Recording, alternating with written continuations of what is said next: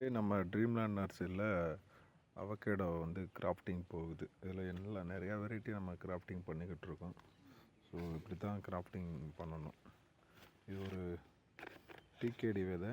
அதில் வந்து நம்ம வந்து சயான் வந்து ஆல்ரெடி காய்ச்சா மரத்துலேருந்து சயானட் வந்து நம்ம கட்டும். அப்படி கட்டும் போது நமக்கு வந்து 2.5 வருஷத்தில் பலன் கொடுத்துரும். டைரெக்டாக ஒரு விதை சீடு போடும்போது 5 இயர்ஸ் ஆகும்.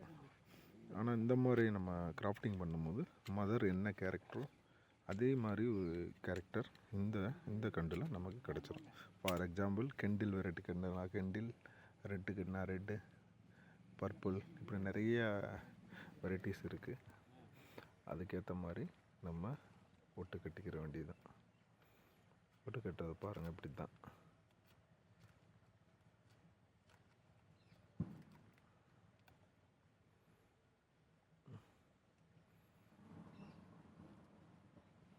அப்படியே கவர் போட்டால் முடிஞ்சிடும்.